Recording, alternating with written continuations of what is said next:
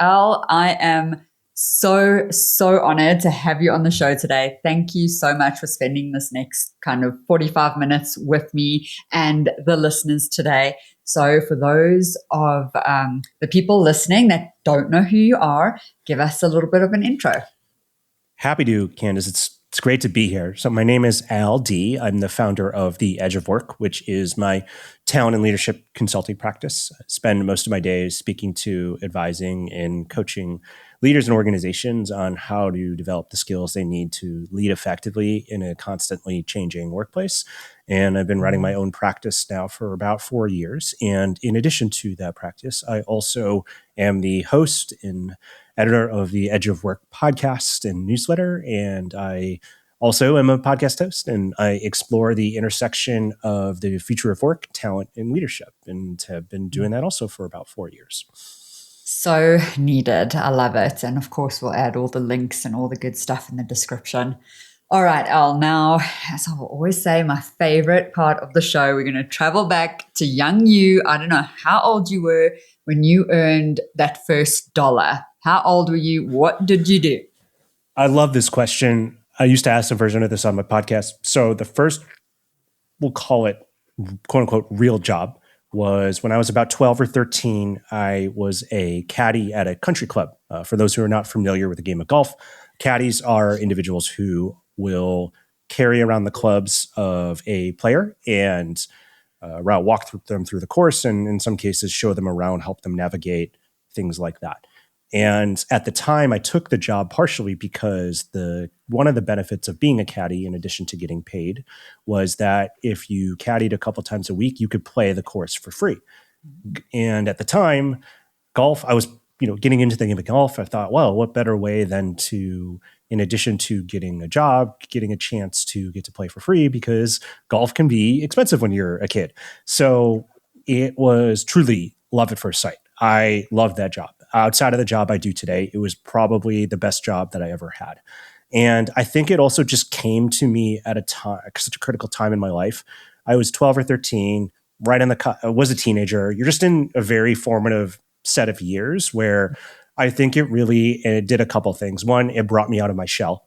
It really forced me, look, when you're a 12 or 13-year-old and you're spending 4.5 hours with a bunch of middle-aged, like mostly men, you got to think of something to talk about. You've got to think of ways to engage and be social. And when you're 12 or 13, you don't always know how to do that. But I had to learn over time. But the second thing, and in many cases in hindsight, this laid the foundation for where I am today. After about a year or two, the person who ran and managed the caddy program said to me, "Hey, you're pretty good at being a caddy. Do you want to be the manager of the caddy program?" And I said, "Sure. Why not? I was really great at it. Why not be a manager and the leader of it?" And that was really my first foray into management and leadership, which again, in hindsight, makes so much sense and sets so much context for where I am today. But at the time, it was just an extension of, I really love doing this, and now I get to do it more and get to be in charge of people. What could go wrong? What a great opportunity. And truly, it was, but I certainly learned a thing or two along the way. Yeah. Oh, man, I love that so much. And what always astounds me about, I don't know, I'm going to say 90% of my guests is how young they start working. I thought I was this rare person. I started when I was 14. But yeah, you're so young. My son is 10. So you're like his age, basically. Yeah. Yeah. If I think about it, like, wow. Yeah. Well, my parents often remind me too, they never pressured me to do it. This was something that I came to the table with. And I think that's important in the sense that anytime, and I have a young one, so this maybe applies more to you because my son is only one. But when someone comes to you with intrinsic motivation to want to do something, I think that's always a nice signal, right? Mm-hmm. And I give a lot of credit to my parents because they could have easily said no, or they could have said, it's more important to focus on your studies. I was playing other sports at the time, but they kind of said, yeah, let's let them give it a shot. And I think they saw pretty quickly the benefits of that, and they saw how engaged I was in it. But I think there's something to be said, particularly at a young age, when someone's got intrinsic motivation in something, let them see what they can do with it. Maybe I'll be cursing myself in a couple of years, but we'll say for right now, I'll stand by that statement. Yes, yes. And I don't think you will, because as soon as my son comes to me and wants to do some work, I'm going to let him. So actually, that's a good point. he has got a chocolate business. And it's completely funded by his gran. So my mom buys him all his inventory from South Africa. He ships over chocolate and then sells it at summer camps. Wow. I love that. Yeah. So I get that. But I want to know from you, what do you think, besides the free golf, right? I mean, that is a perk. But besides that, what do you think it was in you that got you to get a job at such a young age? Like, what pushed you, Sure. So I think the first element of it was that I grew up in a household where my parents did talk about their careers and their job. But what they also did was they would either invite their friends over, their professional friends over, or in some cases, I actually used to go on business trips with my dad. And I just got exposed to work and careers and ideas about work and careers, not in a you need to be thinking about this kind of way, but in just an exposure and awareness kind of way. And I think that just always made me curious about, what would mine be, or what could mine look like? I also just think, and I guess part of this I'm just going to chalk up to being a teenager at that time. There was maybe a longing of some independence of some kind to be able to perhaps assert myself in terms of my own self-belief that I could do something grown up, like having a job of some kind. And I also think that there was something to being a caddy that also was something really interesting to me at the time. And I think for me, it was just, I've always had this interest of being someone who is involved in the action, but isn't necessarily always the one to have to be the main player, if you will. And it's funny because there's a lot of similarities between being a caddy and being a facilitator and a coach and whatnot. And I know that now. I didn't know that then, but as someone who followed the game of golf and saw what caddies did, I said, you know what, that looks really interesting. I think I could be good at it. And I learned pretty quickly that I was, in fact, good at it. So there was a couple, I think, reasons why I was drawn to it, particularly at such a young age. Yeah. I love that. Okay. So now, and then you said when you became a leader at the ripe old age of 14? 14, yeah. Yeah. Okay. So what could go wrong? What did go wrong? I'm sure there must have been at least one thing, one day, one client, one employee. Oh, for sure. So it's funny because the way that I described getting the job is still very much the way in which in some organizations people end up in people leader roles. So there's some irony that in terms of, hey, you're good at this, why don't you be the manager or leader? And turns out, at least not right away, I was not very good at it. And I think in my head, just reflecting back, I think I had a lot of preconceived ideas of what I thought a leader needed to be in terms of providing direction, in terms of telling people what to do, in terms of making sure I was communicating loudly at all times. And I think iterations of that, or that to a degree, probably is very much a part of the role, but not in the way in which I had conceived of it. And then I think the other thing which made it particularly unique, but I do see some parallels to what leaders have to deal with today. I was essentially a manager or leader of a bunch of 14 to 18-year-olds who were independent contractors. They weren't full-time employees, and so they could show up when they wanted to. They didn't have to work if they didn't want to. And because they were also essentially, in some cases, older than me, they didn't really have to listen to me. And I think that made it really additionally challenging, because when I did come in with some of those traditional approaches, like trying to tell people what to do, trying to communicate loudly in such a way that came off as domineering or forceful, that didn't necessarily work on a bunch of 14, 18-year-olds. One of the hardest thing to do outside of telling an adult what to do, trying to tell a 14 to 18-year-old who's your peer what to do. If you think an adult's not going to listen to you, you have no shot with a bunch of 14 to 18-year-olds. And so it took me a little bit of time to really understand that while there are certainly always circumstances where you absolutely do need to tell people what to do, that wasn't necessarily going to work in that context, given that environment. And so I had to learn and adapt some of those approaches. And yeah, it was rough for those first couple of months because it just, I think, again, it goes back to, in my head, what I thought and the idea of what I thought a leader needed to be. And it just wasn't it. Yeah. Okay. Who was the worst person you had to deal with? How did they push back? How did you manage that? I'm just thinking this young boy. I wouldn't say it was the worst person to deal with, but I would say it was probably one of the most difficult situations that I put myself in, which sticks with me to this day and really does influence how I treat every interaction. I remember very vividly a day when we had a lot of demand for caddies and not enough people had showed up. And I was getting nervous because we just didn't have enough people. And we made it through that period of time. And then a couple hours later, a bunch of caddies showed up, but we really didn't have any use for them because they had missed the morning rush.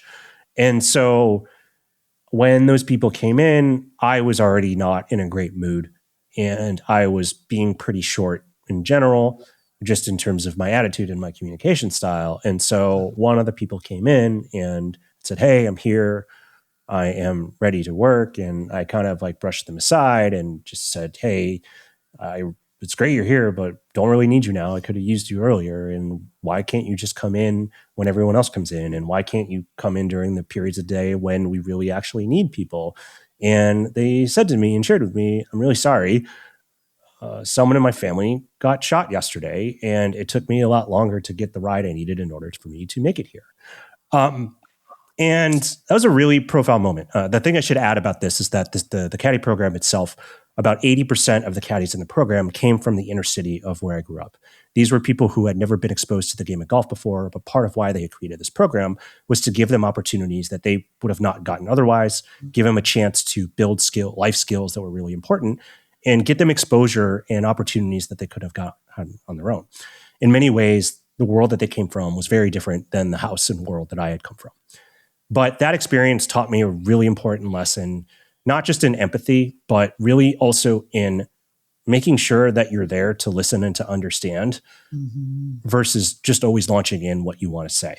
And I've really tried to bring that mindset into every interaction that I have in my personal and professional life to this day. I'm not always great at it, but that lesson really does stick with me and really has cemented just a idea and mindset of really trying to make sure you understand the context of someone else before you make any assumptions, and definitely in situations that are either high stakes or when things are on the line. I love that lesson so much. So just take a step back and lead with curiosity, right?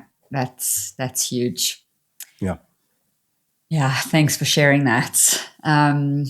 So what happened next for you after school? Did you do this job for the whole of high school?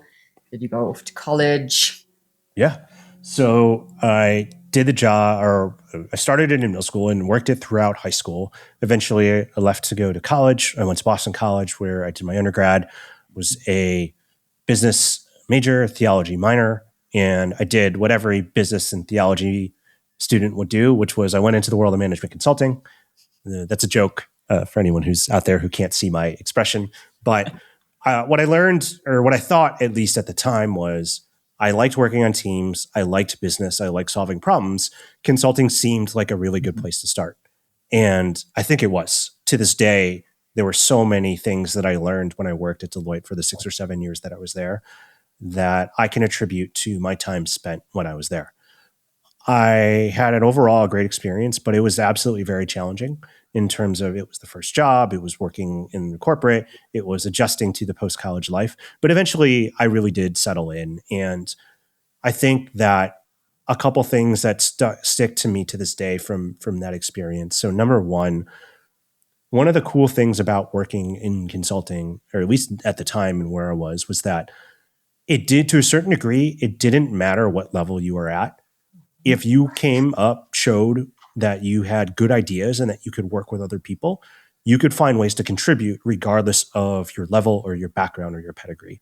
And there were so many times when I got opportunities, probably much earlier in my career than I could have going somewhere else, because I was willing to listen, to learn, but then at the right moments to raise my hand and to say, I think we could do this, or here's what I think we should do, or here's how I can take this piece of work on. And so just working in an environment where it truly was a place where the best ideas did win, at least in my experience, that was something that was really meaningful. I think the other thing that was really meaningful is just the apprenticeship model that consulting firms have.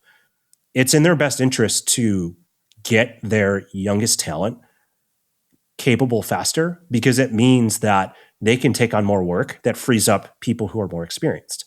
Anytime I ever had a question, anytime I ever wanted to learn something, there was always someone who was willing to go out of their way to show me the ropes or to teach me, or at least to put me in the right direction.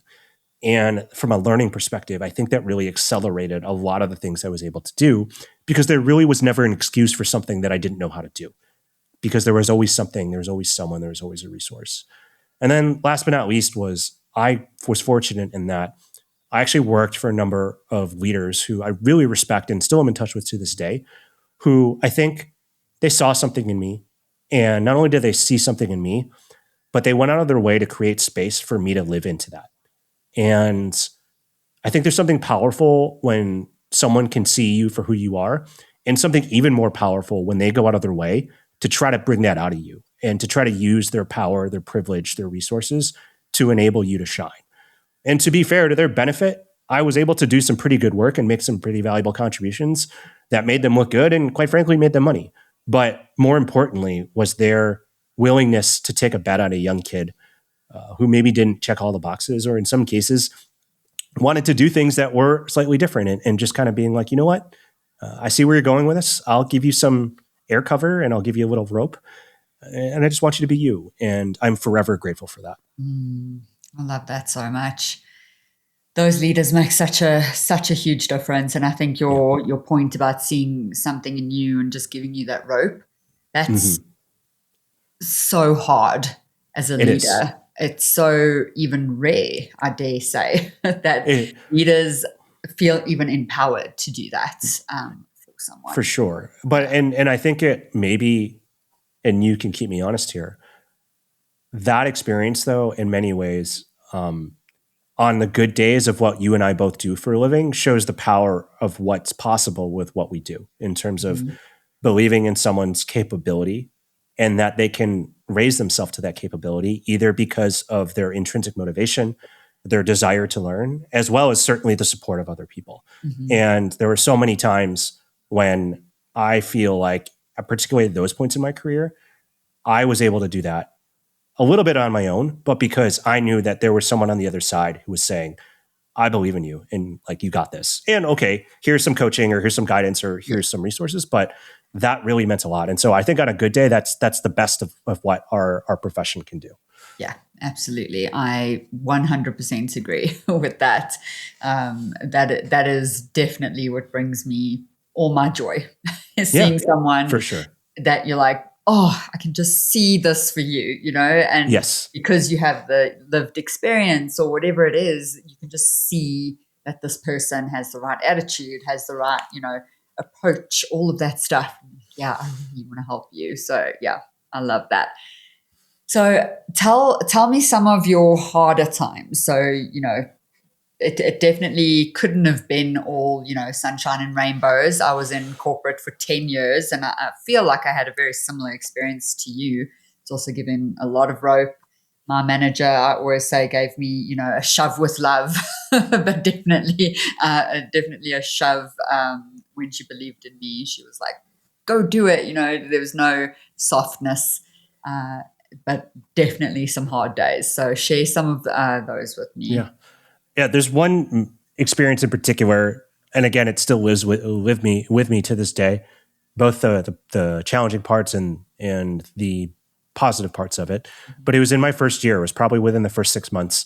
I was on a project, a transformation project, and I was commuting to Houston from Boston every week. Still sort of getting adjusted to work my first big boy job, but also trying to get acclimated with a team of people I never worked with before, as well as a client. And if I'm being honest at the time, I was having a lot of challenges with my team, and I was actually probably getting along better with the client. And during that time, I remember we were going into the holidays. I actually went back home for the holidays for Thanksgiving. And I remember like talking to my parents about it and just being very challenged by the pace, by the adjustments I was having to make, as well as just the challenges I was having on my team. And I remember actually, as I was leaving, because I had gone home and had to fly out of my home airport that Monday morning, I definitely had those proverbial Sunday scaries that Sunday night. And so I go there to the client during the week. That later that Thursday, at the end of the week, I fly back to Boston. And as I am getting on the plane, and I'm dating myself here, but at the time, there really wasn't Wi-Fi on airplanes. And so you could, once the door shut and the plane went up in the air, you could kind of go off the grid, so to speak. And right as we were about to take off, I get a text message from my mom that basically said, my grandma, who I had just seen about 4 or 5 days earlier, had gone into the hospital and was going to pass within the next 24 to 48 hours. And I get that message like as I'm boarding the plane, like right before the wheels go up. And then I got to turn off my phone. That was one of the longest plane rides I have ever been on in my entire life. And I remember going back home to Boston and just getting in at like 11 at night, having to wake up and work all day the next day, and just honestly feeling numb the entire weekend. That Saturday was actually my birthday, and it was probably like one of the worst birthdays that I've ever had in my entire life. That Sunday, I get a call. It's my manager, and he's asking me to update this spreadsheet of all things. And I've got two phones. One is my work phone, which I'm on the phone with. One is my personal phone. And my mom is calling me on my personal phone, and I know what she's going to say. And I had to like wait until I was done with my work phone to actually pick up my personal phone. And it was my grandma had passed. And so the next day I get up, get on an airplane, go back down to Houston. And again, it's the second longest plane ride I've ever been on in my entire life. And I'm just thinking about my grandma the entire time. I get through the day, I land, I go through the motions. I'm just kind of a zombie. And later that night, I'm literally in my hotel room, eating chicken fingers and fries, working my way through a spreadsheet, and just bawling my eyes out. And in that moment, a couple things happened. So number one, two of my best friends from college, like both consecutively called me that night just to wish me a happy birthday because they weren't able to catch me over the weekend. And so I had kind of a moment with them just so they knew what was going on, and they were incredibly supportive. But the next day, I actually had a conversation with my client counterpart who I was working a lot with. And I just kind of explained to her and said, hey, this is what I'm going through right now. I'm going to do my best to stay at my best. But if I'm not up to par, it's not anything to do with you. It's just to do with me. And we had a really great conversation. And she had talked about how her grandma played a critical role in her life and how she helped raise her and how she wouldn't be here where she was without the support of her grandma. And she just told me, just do whatever you need. It's totally okay. And I think we had a good relationship before then, but it really cemented our relationship after that. And it really made a difference on the rest of the project because while it took me a little bit of time to warm up to my team, I could count on that relationship with my client counterpart because we had built that personal trust. So next few months fly by, we end up doing a great job on the project and I roll off. But I still think to this day about Janice, my client, and the kindness and generosity and empathy that she showed me in those moments that were really, really tough.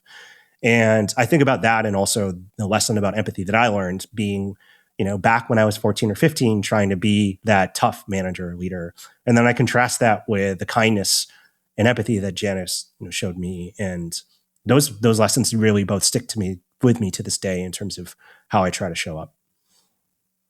Yeah, that is such a good story, just all around. What struck me was, yes, of course, the kindness of your clients, but also how we think we have to be okay. So in Right. that moment, you're losing Sure. your gran and you feel like, it's okay, I'm going to pull myself together. I'm going to be okay. You know, I'm going to do this task. And it's not about that, right? We're human and we go through these things, and having, you know, the Janice on the other side to really put it into perspective, it feels like, as well. Yeah, for sure. And look, I mean, again, she was my client, right? Like there's that whole dynamic too. There's so many things about that where it could have gone so many other ways and it didn't. And for that, I am grateful for. And I also think, again, reflecting on it, I think there's a lot of different ways in which people can make choices about how they want to lead. And when I think about that experience in particular, and some of the other ones I talked about in my time at Deloitte, I think what those experiences showed me is that those are the kinds of ways in which I hope to lead. And just as much as there can be space for someone who does want to be the command and control leader if they so wish, these other kinds of ways to lead can be helpful and beneficial too. And I think that gave me permission to adopt that as part of the own way I try to lead when I did get put into those leadership roles myself. And that's why I say these lessons still stick with me to this day, because they're always in the back of my head whenever I'm doing anything related to leadership. Yeah, and I can see how all the different stories impact you in a different way, you know, and shape who you are. And I want to dig into that a little bit because, you know, when I do any leadership training, we do the good boss, bad boss, and I give people permission to let go of what they don't think is right. Because oftentimes you see this leader and you think, okay, well, this is how it's done. This is how it must be done. So how did you decide to drop the bad and keep the good, you know, and mold it into what makes it work for you? I think it's a couple things. I think the first thing is that context really matters, right? And what I realized, and I think some of this came from having worked in consulting where I was on different teams, I was working with different diverse people, and in different situations, yeah, you needed to operate in different ways. Sometimes what would work might not work in the same way with a different group of people. And I think there was a general understanding that you can make choices and you may need to evolve them as the circumstances and the context calls for it. I think that was one element of it. I think the other element of it was understanding that there is a difference from what you want to say and what people are capable of hearing. I think a lot of times when we think about leadership, we do think about how we want to show up or what we want to say or what we want to do. And that is important, but there's another side of that story. And there's another side of that. If this is a tennis match, there's someone else on the other side of the net. And to a certain degree, if you're trying to achieve an outcome, if you don't take your time to understand what's on that other side of the net, you're going to be putting yourself at a disadvantage for what you're trying to achieve. And I think that understanding made me realize, okay, well, yes, it's important to have some guiding principles about what I think is right to do. And I may need to make sure that when I am in a situation where I am leading others and I'm trying to get to a result of some kind, I'm cognizant and aware of what's on that other side of the net, if actually trying to be effective. And then I think the last part of it was, I think at some point you see enough diversity of leaders, you start to make ideas in your head, at least, of, hey, this person, I could see myself as a version of that. Or the way that this person does that thing, I could see myself as a version of that. Or that person, I don't think I could see myself as a version of that. So once you get enough reps, you start to notice things. And again, part of this, I think, just also comes back to my own personal desire of knowing that those things matter to me. Because not everyone will do that. And it's not as important to everyone else. But I think for me, it always has been, because I have always really believed fundamentally that leadership really is as much about other people as it is about you. And if you want to do it right, you've got to take those other things into account. Mm-hmm. That is such a good sentence. Leadership it's actually more about the other people than it is Yeah. about you. Yeah, I Yeah. love that. Okay, is there any other story from Deloitte that you want to share? Any, really funny story or anything like that? Is there a mentor you want to thank, besides Janice? She wasn't quite a mentor, but a huge support. Yeah. Well, I think that one of those people definitely by far was one of the managers I had, Christy. And I try to thank her every chance I get the chance to do this, because I think that she was one of the people who really encouraged me to lean into being me and really went out of her way to create space for me to be able to do that.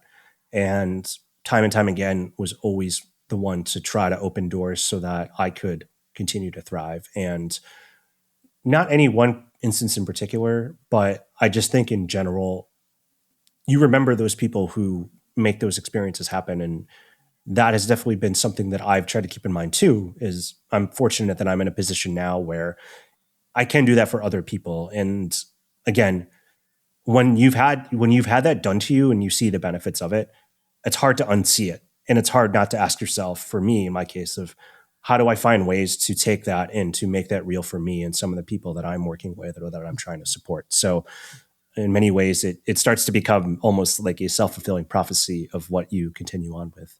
And yeah, so Christy, if you're listening, thank you. That is, and I love what you said there as well, where you said once you see it, you can't unsee it. And isn't it so fulfilling? Like Yes. I sometimes don't Yes. get why you want to block people or why people get Yes. blocked or, why it needs to be so hard, because it's actually, you have nothing to lose by helping Yeah. someone else out. But let's say someone is listening to this and they think, okay, Al, you had a Christie. I don't have a Christie. So what am I supposed to do? What advice would you give that person? They're probably, younger career, trying to make their way. What advice would you give them? Yeah. It's a good question. There's a certain amount of privilege I had, particularly working at a company like Deloitte, where there are, number one, there's just a lot of people, period, because it's a big company. And so the law of numbers occasionally takes over. But also, it sort of is in the kind of DNA that they recruit for the types of people that they have. And I was fortunate in that regard. But I'll try to give some guidance just based off of knowing that not everyone has that. I think that anytime you can find something that you have intrinsic motivation to do it, and then find other people who are like-minded or also have that same interest and work together on that. I think the key is to be in constant contact with the outside world. I think over time, if you put yourself in those positions where you are working on interesting things with other people who also are curious about the same things that you are, if you are open, if you are collaborative, if you ask good questions, if you take time to get to know people, I think small actions and practices over time end up paying off. I think most likely than not, if you're listening to this and working in corporate, the first place to start is within your own organization. And whether it's your direct manager or whether it's a peer or whether it's a cross-functional stakeholder somewhere, there's always a place to start with this.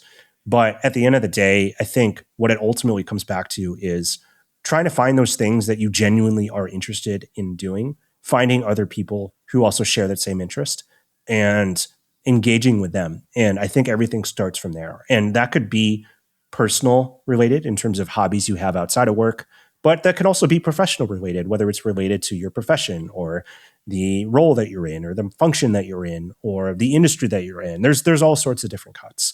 But at the end of the day, I think it comes back to just really being in contact with the outside world. And so finding ways to be engaged collectively, I think can start to create some of those opportunities for yourself, even if you don't necessarily have them right in front of you. Mm-hmm. Yeah, I don't want to lose that advice. I'm just going to kind of say it back because it's really good. I think if you're not in the situation right now, keep reaching out, keep asking, keep pushing. You'll be surprised at who says yes, right? Yeah. And it might not be that immediate manager. It might not even be in your team. You said you took a little bit of time to warm up to your team initially.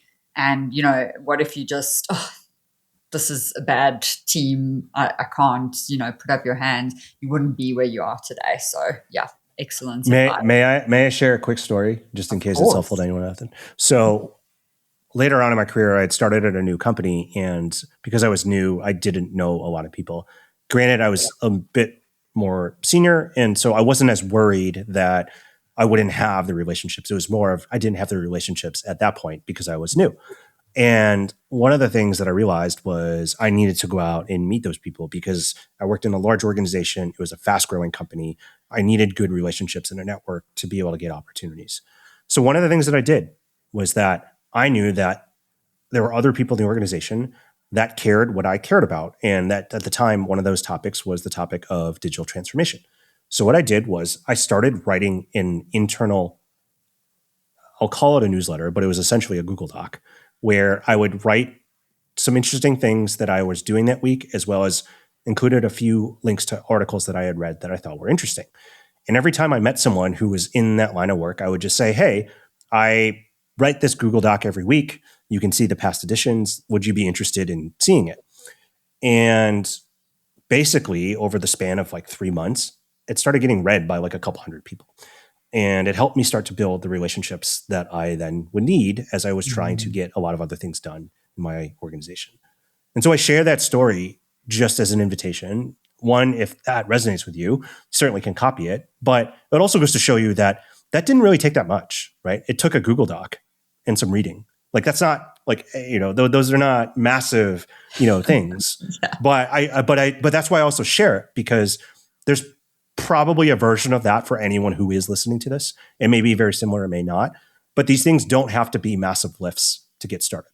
Mm-hmm. Oh, that is so good. So good, so good. It just doesn't have to be that hard. You just need to do the thing. You just need to kind of maybe even embarrass yourself. Maybe you put that Google Doc together and at first no one read it. And then the one person, and then they're like, oh, it's just me and him here, and that's okay just to get started. I love that. Yes. All right. So now tell me from Deloitte to where you are now. Tell me about that middle piece. Sure. So after I left Deloitte, I went and spent some time in the technology industry. So I spent about 5 years working at Salesforce. Part of what I have done in my career has been working at the intersection of organizational strategy, change, and technology, and really thinking about how do organizations sense and respond to needs in the market and then use technology to adopt their ways of working and thinking for how they run their business. I did that on the consulting side at Deloitte. I saw that working for a tech provider when I worked at Salesforce, but everything I did really mapped back to the intersection of technology, change, and people. And in my time at Salesforce in particular, one of the things that ended up coming up quite a bit was a lot of times when we use technology and run into challenges, they have absolutely nothing to do with the technology, and they have everything to do with the culture, the people, the learning, and the talent, and things like that.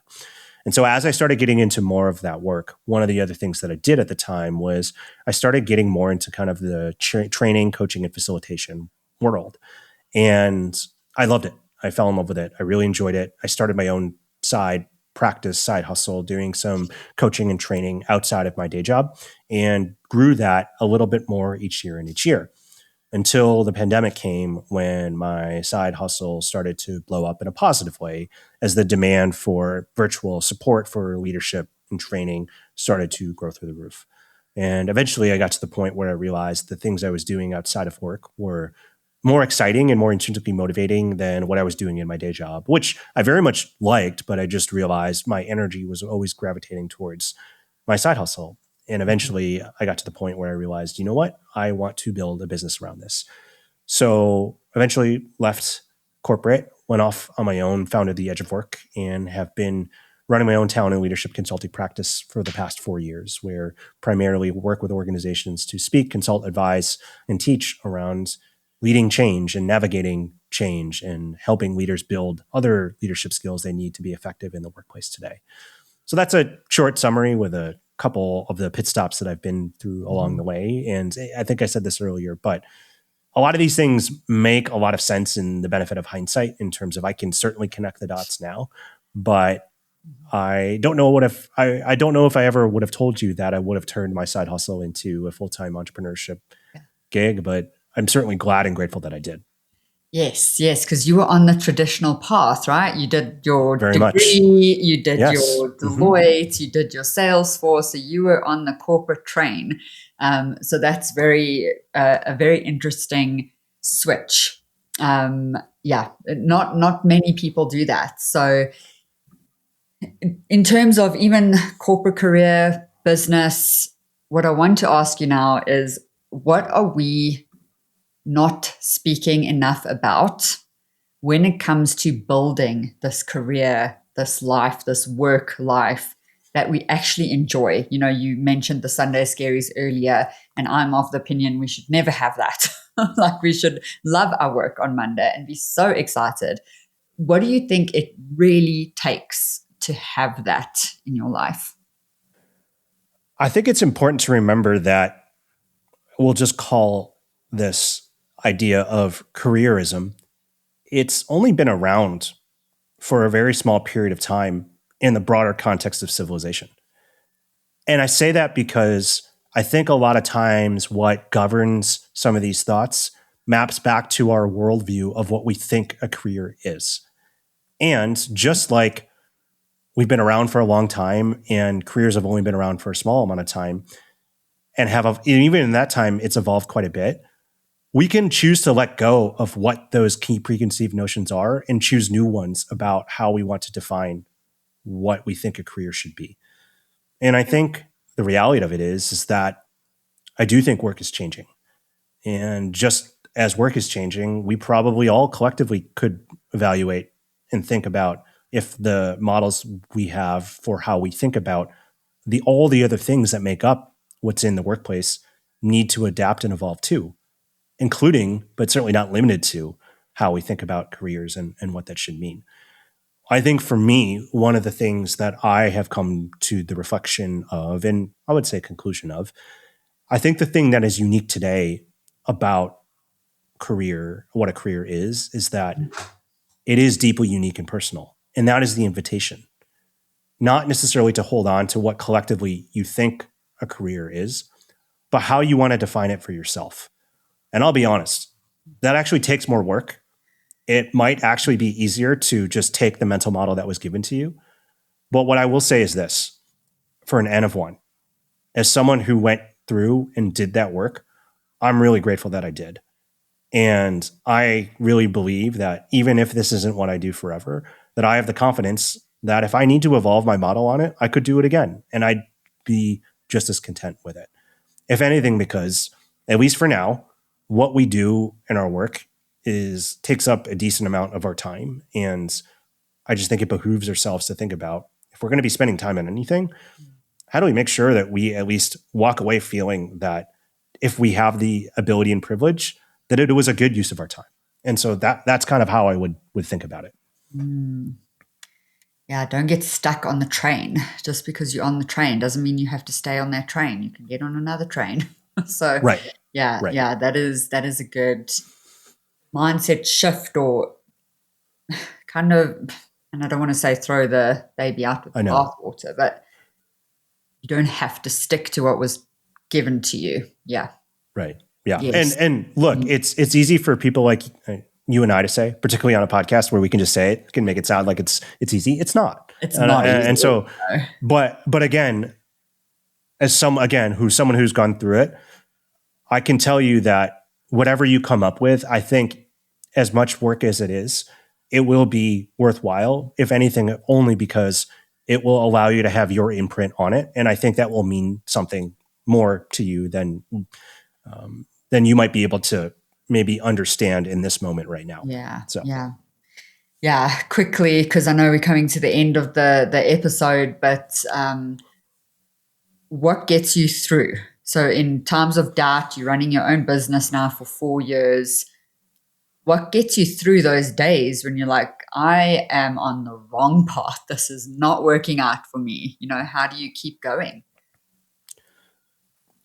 two things. One thing is the benefit of time and knowing that yeah, we can all have bad days, but also for that matter, I've got time on this. I am fortunate that I have a partner and a family and a situation, and I'm at a situation in my life where I've chosen this path and it works for us. But also, I've got a lot of years left in my career. And so if it doesn't happen right away, or if there's a setback along the way, I mean, the law of numbers says it's going to happen. And so, but the law of numbers also says that assuming that I continue to stay healthy, I'm going to be doing this for a while. And so, yes, I don't want things to go poorly. Like I want them to go well. And I feel confident that whatever comes my way, I will be able to work through it. I think the other thing is that I do recognize that anything in my life I've ever done that was worthwhile had moments that were really hard. And if it were all just easy, well, maybe I'm not working on something meaningful and worthwhile. Now, that doesn't mean that I want to be a glutton for punishment. I want things to go well. I want them to succeed. But I also can compartmentalize that a little bit in the sense that if I truly believe I am working on something worthwhile, well, I have to acknowledge and accept that there's going to be some really great moments and some really challenging ones. And then I think the last thing is that I think that there are so many moments that happen throughout this work, through the highs and the lows, where I think to myself, regardless of what happens, I think it's a privilege that I get to do this work each and every day. And I don't take that lightly. And I take that very seriously because I think that I am able to do many of the things that I've long aspired to do in my life as my profession. And I know that that won't always be easy, but I really do think it's a privilege. And so I think those three things are the things that just keep me going, even when I have a bad day or when something doesn't go my way. But those days still happens and it still is hard. And so some days it's a little bit harder to accept that than others for sure. Mm-hmm. But that mindset it makes all the difference. If you feel like you're working on something meaningful, and I get on my high horse about when you're doing something meaningful, it is hard. When you're learning, when you're growing, when you're stepping into the unknown and outside of your comfort zone, that is a hard thing. It is a hard emotion, a hard, obstacle, and it's not easy. So that reframe is really powerful. All right, let me ask you the final question of the show, which is if you could go back in time to young you, and you pick an age, doesn't matter, what would you thank yourself for doing then that set you up for who you are today? Thank you for running with your curiosity. So many of the things that have happened in my life have come because I've just followed my curiosity. And that's how so many other serendipitous opportunities came to light that got me to where I am. And for that matter, including how I met my wife. I mean, it's a different podcast, but not even just limited professionally, but personally as well. So I just thank my younger self for just following that curiosity. And it led me to a bunch of places that I don't think I would have been had I not done that. It's awesome. How did you meet your wife? You can't leave us on a cliffhanger here. I was living in San Francisco at the time. It was during the pandemic, but I was spending time in LA because my sister lived here. And so we met on a dating app, but it was because I updated my profile settings to say that I lived in LA, even though I didn't. And she was one of the first people that I matched with. I told her right away that I didn't live in LA full time. And she told me she wasn't moving anywhere. And I said, that's fair. And so we did the long distance thing. And then eventually I moved down, and then we got engaged and married. And now we have a son. And so all of that, though, just came from deciding to spend a little bit of time in LA during the pandemic. Yeah. Awesome. Well, I'm glad I asked that question. That's nice to know. All right, Al, I don't need to know LinkedIn, Instagram. I want to know who must contact you and why must they contact you? Great question. If you are looking for a speaker or facilitator to come to your organization to talk to your leaders about leading change or navigating change, for being able to influence and lead others, or to be able to maximize the performance of your team, feel free to reach out to me. I'd love to talk with you about how I can support whatever program experience event that you've got that you're working on. Fantastic. And of course, we'll have all the links in the description so they will get hold of you. Al, thank you so much. It has been so great getting to know you even better. So this has been such a great conversation. Thank you. Thank you, Candice. I appreciate it.